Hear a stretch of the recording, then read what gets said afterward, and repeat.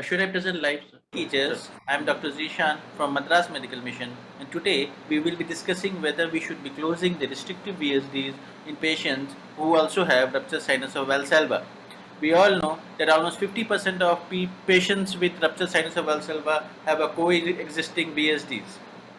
This is more frequently seen in Asians compared to non-Asians. The defect is because of separation of aortic media from the LV myocardium. Transcatheter closure is preferred therapy in patients with isolated RSOVs, but when it comes with coexisting lesions such as VSD, there is always a fear of device instability and progressive LV dilatation. We tried to address this concern. We conducted a study at our Institute Madras Medical Mission wherein data of last 8 years were analyzed to be found a total of 17 patients with a coexisting sinus of Valsalva and a VSD, and we tracked the outcome of such patients. A comprehensive transthoracic and transesophageal echo was done in all patients to define the involved aortic sinus, to determine the entry and exit, to define the length and the shape of the windsock, severity of pulmonary artery hypertension, severity of aortic regurgitation and other associated lesions, LV volumes by Simpson, ejection fraction, M mode linear dimension measurements, and also signs of right ventricular failure. All RHCVs were classified according to the modified Sakakibara and Kono classification published in 2013 in Thoracic Cardiac Surgical Journal. The decision between surgery and transcatheter closure was based on the clinical stability, the logistical availability, the patient's preference, presence of AR and associated lesions, and also on the anatomical characteristic of the windsock. All patients underwent hemodynamic pressure analysis. Shunt quantification was not done in all patients because all shunts were considered significant in all these sick patients. TE guidance was only offered to patients who had renal failure and also patients who had undergone the procedure in general anesthesia. The preferred technique was formation of arteriovenous loop using these gooseneck snares, and we prefer to use a conical duct occluder, preferably oversized by 4 millimeters, based on echocardiographic measurements. As we can see, class 1 is those that arise from right aortic sinus and drain below the pulmonary veins. Type 2 is from the mid-right aortic sinus draining into infundibulum. Type 3 is the posterior right aortic sinus into the RV inflow, and type 4 is from the non-aortic sinus into right atrium. Balloon interrogation was done either to define the size. Sometimes it was done to see the severity of aortic regurgitation after occluding the RSOVs. Sometimes the VSDs were occluded to see the significance of the RSOV shunt. Upsizing was done in 3 patients.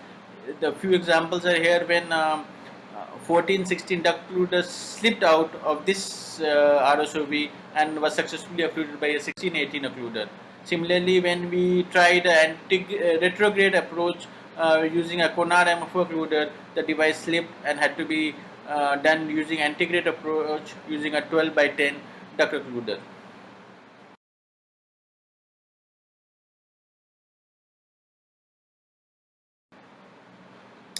VSD device closure was only done in one patient who had a severe LV dilatation and LV dysfunction and a significant 8 mm VSD, wherein it was closed using a 10 by 12 VSD MFO occluder. Surgical closure was done under cardiopulmonary bypass, and the VSD and the RSOVs was closed either using pledgeted sutures or prosthetic and pericardial patch based on the surgeon's discretion. All patients were underwent detailed clinical laboratory and echocardiogram examination at all visits, and wherein LV volume, M mode dimensions, and ejection fraction were recorded. The mean age of all patients was 36 years, which is 4th decade. We had a predominantly male population. All patients had significant aortic runoff with a pulse pressure of 63. Majority of the patients had a subpulmonic VSD location. The sicker patients underwent surgical closure, while the more stable patients underwent device closure. Majority of the patient has Sakakibara type 1 defects, The mean defect size was 10 millimeters for RSOBs and 4 millimeters for VSD. Patients with more severe aortic regurgitation underwent surgery compared to transcatheter closure. There was no significant difference in the LV and diastolic volume or LV internal diameter between the transcatheter and the surgical group.